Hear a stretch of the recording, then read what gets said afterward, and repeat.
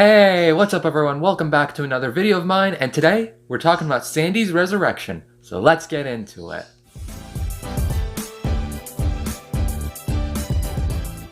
Now, I should probably explain where I've been for the past couple of weeks, but really the main answer is it's just been really crazy. You know, I've had exams in school, I got sick twice, so that was fun, and overall it's just been chaotic these past few weeks.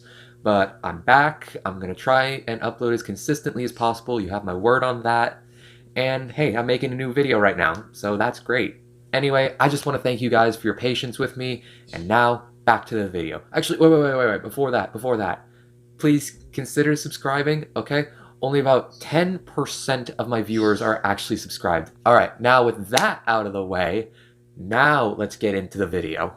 Now, it is time to finally answer the biggest question left unanswered in the movie Rise of the Guardians. And when I say unanswered, I mean unanswered by the movie. There is a YouTube video answering this very same topic made by a channel called Isaac Carlson. I've watched the video, so should you, he's a great guy. But I don't completely agree with his video. It's not a bad theory at all, but there's just something that didn't stick with me. Something that felt wrong. So I did my own research into what I thought was the right answer for Sandy literally coming back at the end of the movie with no explanation whatsoever. And in doing that, I came up with the most complicated solution I have ever come up with in the history of this channel. Ready to bear with me? Let's do this. Oh, also, just in case you were wondering, I'm not going to recap everything I've said before, okay? Please just watch my videos. I've recapped this movie and the books enough times. Please just go watch those, then come back to this video so you can understand what's going on. Or heck, watch the movie and read the books. That's a great option. Anyway, we all good now? Good. Now, we all remember that moment in Rise of the Guardians when Pitch shoots Sandy in the back in the middle of an incredible fight where Sandy was totally outnumbered and the Guardians were nowhere there to save him. It was a really sad moment, but it's all good. He comes back in the end. Yay! How? Like, honestly, they just never explain it. So, here's my explanation. In the books, specifically the first book, we're told about something from the great wizard Ombric Shalazar, the last great wizard on Earth, and the last survivor of Atlantis. Yes, Atlantis is canon in this universe. And I also think it's canon in this universe, but that's totally irrelevant. Anyway, back on track, Ombric tells the viewer, or the reader I guess in this case, about something called astral projection, which is basically the ability to turn yourself into a ghost at will. It's literally your mind separating from your body. And no, it's not your brain coming out of your head, that's gross. It's like your soul leaving your body like a ghost. You can still interact with the physical world like means with magic, but you can't interact with it physically, like you can't punch someone in the face. Now that's the thing. That is what I believe Sandy used to save himself from Pitch's onslaught. And why do I think this? It is because, well, it's my best solution, honestly. But here's proof. First off, I think we need to establish something that might seem a little bit of a far reach to some people, but after doing enough evidence research, I totally think it's true. Now bear with me. I think Sandy is a being made of entirely dream sand, a living dream sand being, if you will.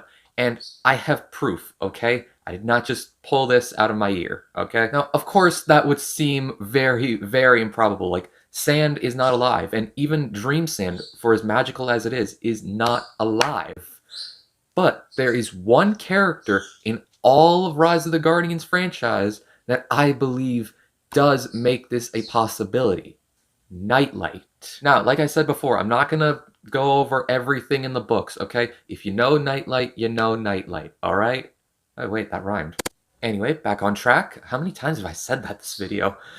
But Nightlight, in the 5th book, it is actually confirmed that Nightlight is a being made of pure starlight. Of course, there are a few other ingredients in there, but he is literally a being made up of living light. Doesn't make living sand seem so... what's the word? Impossible now, huh? There's even more evidence to back this up, as in the books, Sandy says that he has no age. I mean, technically he didn't say it, but he thought it out loud, alright? And in the movie, when Pitch, quote unquote, kills Sandy, there's no body left behind. There's literally nothing left. Pitch corrupted all of the dream sand that Sandy had, and then corrupted Sandy and the dream sand that he was made up of. Alright, so now we're at the point of Sandy's a ghost. What does he do now? Well, in my personal thought, I believe that he went to go look for one of his greatest and oldest friends, Emily Jane Pitchner, also known as Mother Nature, aka Pitch's daughter. I did a much more detailed explanation in my other video about where Mother Nature, Ombrick, and Catherine all were in the movie, but the basic gist is that they're friends, and at the end of Rise of the Guardians, there's a little scene, a little bit of a hint that Mother Nature might have been involved with Pitch's demise. Alright, now Sandy is a ghost, he's got Mother Nature, he told her all about that her father is back, that he killed him, or Pitch killed Sandy, not the other way around. Now what? Well, let's assume that there was a bit of a time jump from where Sandy died to the final battle, alright? Where Jamie had just turned all of the nightmare sand into dream sand. Now what? Well, as we see in a couple of minutes, Sandy will get a new body, as well as taking down Pitch with one swift punch. Oh yeah, and him falling 50 feet. Now note what I said there. Sandy got a new body. Now note, again, Sandy is a being made of dream sand, if my theory is correct. So, who's to say with all this spare dream sand around, that Sandy couldn't just make himself a brand new body? Of course, it would take some effort and some magic to do that. That is where Jamie comes in. Remember that scene in the movie? It's highly forgettable, so don't be embarrassed if you don't remember it. When Jamie looks at the dream sand, looks up like he has an idea, tells his friends that he has an idea and they should follow him, and then we never get told what the idea was. Like, what did they just do? Did they just go out for a snack or something? What did they do? Well, I believe I have an explanation for that. Remember, by this point in the movie, Jamie practically knows that belief is why he can see all of the Guardians. He even says it as much at the end of the movie. But what if Pitch comes back? What if we stop believing again? If I can't see you... Hey, slow down, slow down. So, in the scenario, Jamie gathered up all of his friends around some dream sand, and he told them to say that they believed in the Sandman. To say, I believe. And where does that word sound familiar? Sorry, those words sound familiar. It's in the books. A quote from the book. There's a little bit of wizard in everyone. That magic's real power was in belief. That every spell began with, I believe, I believe, I believe. As Jamie and his friends say that they believe in Sandy at the end of the movie, around all the dream sand, Sandy is finally given the strength to make himself a new body. Because remember, all it takes is just one believer. That's the reason the rest of the Guardians don't die as Sandy does. And for those of you wondering how Sandy was able to use a whip on Pitch, even when his new body had not been made yet, remember, forms of magic can be used by the astral projected to interact with the physical world. I'm pretty sure controlling dream sand counts as a form of magic. So Sandy was able to stop Pitch from literally impaling Jack, go into his new body, and then deliver the final blow to Pitch. Day saved. Good job, everyone. Let's go get donuts. Also, just one last point about astral projection. I know we never see Sandy's astral projected form, but I think there's a reason to that.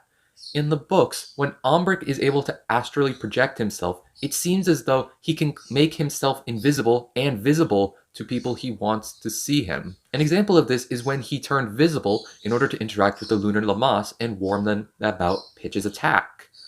On the other hand, during that very same battle, Pitch did not see Ombrick in the sky, even though he was there right next to his allies. Maybe that's just Pitch not seeing him, or maybe Ombrick makes himself invisible just so he cannot be seen. Sandy would also make himself invisible so he would not be noticed by Pitch. But with that, what do you guys think about this theory? I put a lot of work into it, and apparently a lot of time. So, what did you guys think? Do you think I'm right? Do you think I'm wrong? Do you think I'm crazy? Let me know what you think down below. As always, be sure to like, subscribe, and until next time, which is, pray to God, sooner rather than later, goodbye.